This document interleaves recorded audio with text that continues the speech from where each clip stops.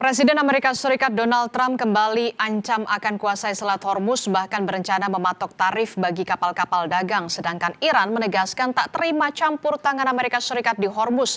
Lalu bagaimana ke depannya? Simak ulasan Profesor Muradi, Guru Besar Ilmu Politik dan Keamanan dari Universitas Pajajaran berikut ini. Dengan situasi saat ini, apakah Iran Amerika Serikat berpotensi perang besar-besaran nih, Prof? Saya ada 3 catatan ya. Yang pertama, ternyata pergeseran negosiasi berubah dari dari negosiasi diplomasi ya, menjadi negosiasi membangun daya tawar. Nah, salah satunya adalah yang mereka lakukan ini, misalnya menyerang, balik menyerang dan seterusnya. Itu menurut saya itu bagian dari negosiasi meningkatkan daya tawar mereka. Itu poin pertama. Yang kedua, ini penekanan bahwa Selat Hormuz jauh lebih strategis dibanding nuklir. Buat saya itu ada salah satu yang saya kira penting untuk digarisbawahi. Karena apa? Karena ternyata pergeseran dari reaktor nuklir ke Selat Hormuz ini mengarah pada 2 hal. Yang pertama bicara soal asas ekonomi, yang kedua adalah penguasaan geopolitik. Nah, yang ketiga, catatan ketiga saya adalah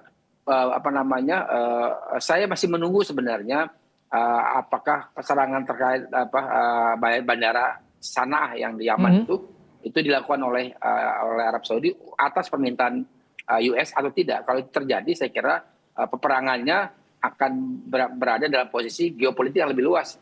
Katakanlah misalnya mengatakan begini, dalam posisi tertentu kekhawatiran negara-negara Timur Tengah itu akan menjadi realisasi yang menakutkan kalau itu kemudian ternyata misalnya betul bahwa Arab Saudi berinisiatif atau bahkan diminta untuk melakukan serangan ke Sanaa atas permintaan atau atas inisiatif atau izin tanda kutip ya dari US begitu, Mas Ibrahim. Nah, itu tadi kalau ketika disinggung soal Saudi, karena sebelumnya ada protes juga dari Arab dan juga Qatar terhadap serangan dari kapal Iran di Selat Hormuz. Apakah dengan kondisi ini bagaimana menakar kekuatan masing-masing, termasuk ada proksi dari Iran juga, Houthi, Hezbollah juga?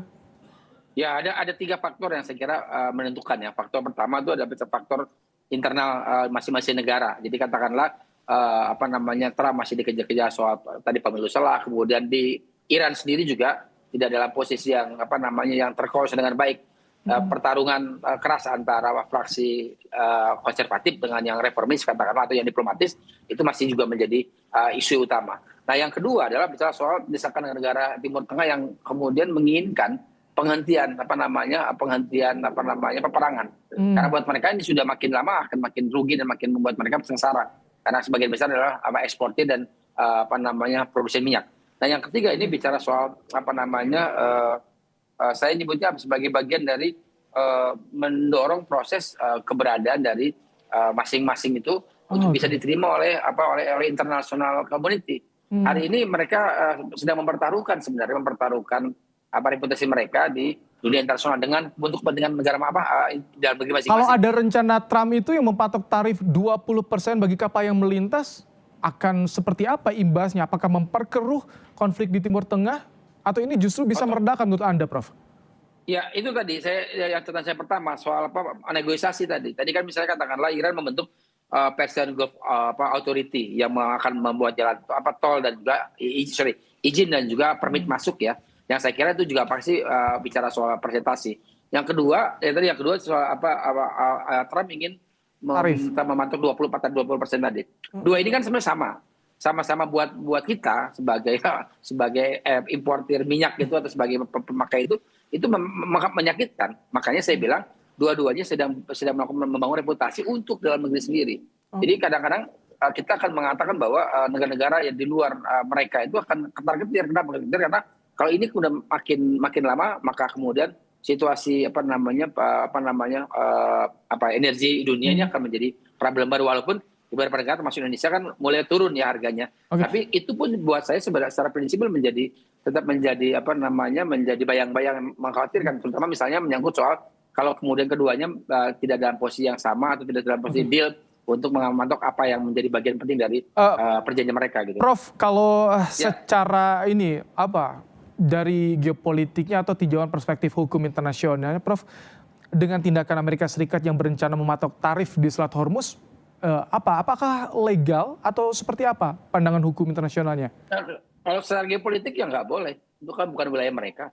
Kemudian yang kedua juga kemudian secara prinsipil juga kita masih memperdebatkan soal Persian Gulf Authority yang memang dibentuk oleh Iran. Artinya memang keduanya dalam posisi yang sebenarnya itu ada PT-PT dalam arti begini.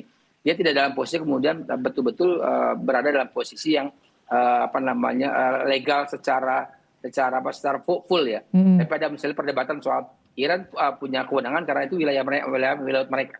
Tapi kemudian misalnya US merasa bahwa karena kemudian dia menjadi bagian penting dalam MOU Islamabad, maka itu adalah bagian penting untuk mereka mendapatkan fee.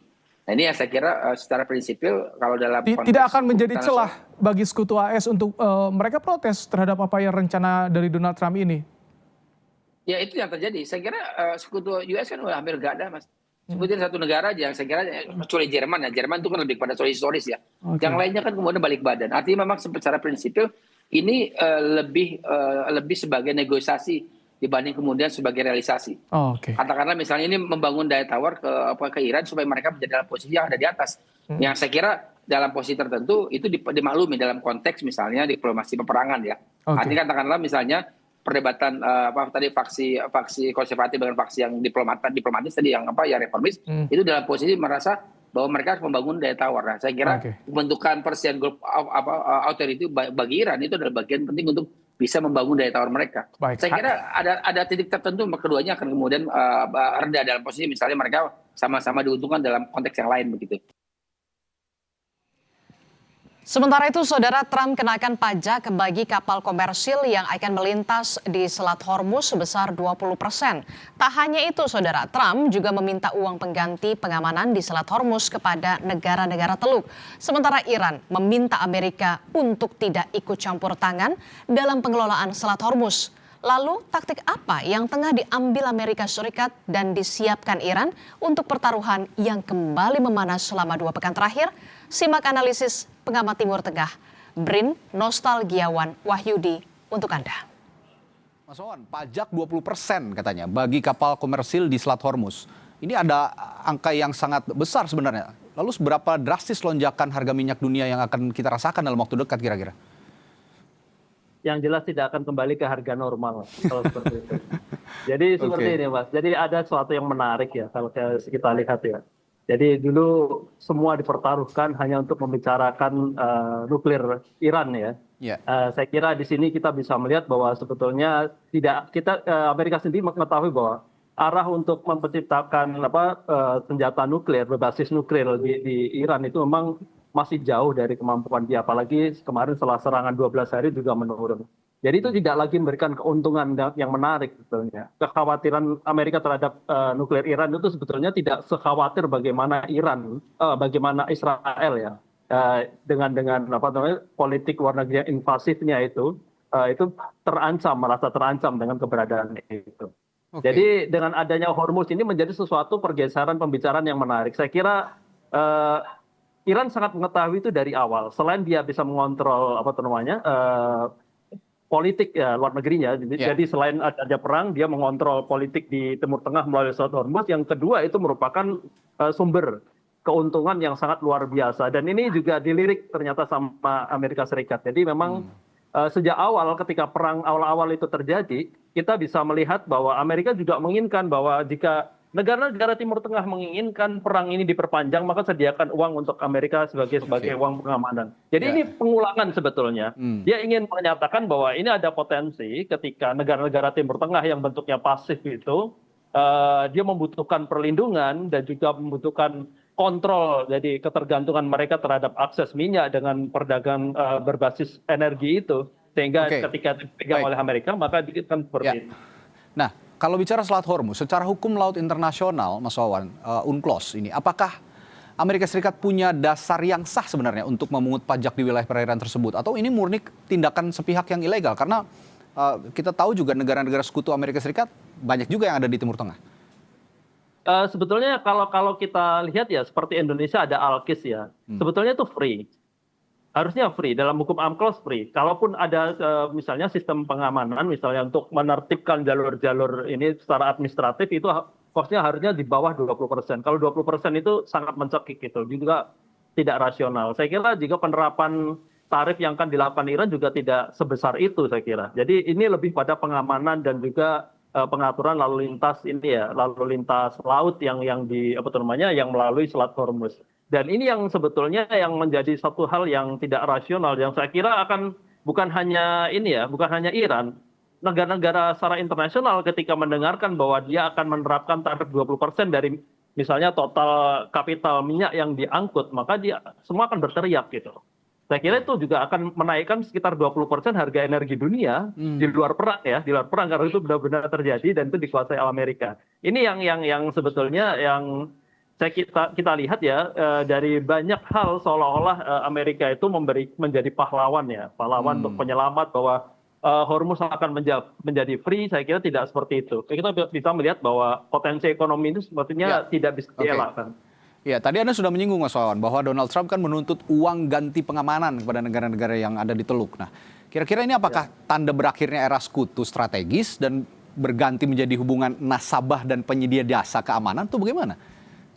Jadi seperti ini, kita tidak menafikan ya bahwa Amerika sekarang mengalami defisit anggaran ya. Dalam arti kita pengeluaran mereka di bidang keamanan ketika terlibat dalam perang ini menjadi tidak rasional bagi APBN mereka. Dalam arti ketimpangan ini benar-benar terjadi. Bukan hanya itu, Amerika juga memiliki kepentingan untuk memulihkan persediaan misalnya rudal balistik yang kemarin serangan beberapa waktu ini ya, yang sebelumnya mencapai 100 serangan, sekarang 140 itu sudah menguras sebetulnya. Juga sistem pertahanan udara ya, yang lain sudah menguras sistem rudal-rudal Amerika itu sudah lebih dari 50% pada belakangan ini, dan itu membutuhkan selain waktu juga dana yang sangat besar karena kita mengetahui berbeda dengan sistem balistik Iran yang masih memanfaatkan rudal-rudal yang lama, sedangkan yang AS itu sangat berbiaya tinggi, sangat tinggi, dan ini yang ketimpangan ini yang terjadi secara rasional. Saya kira ketika Amerika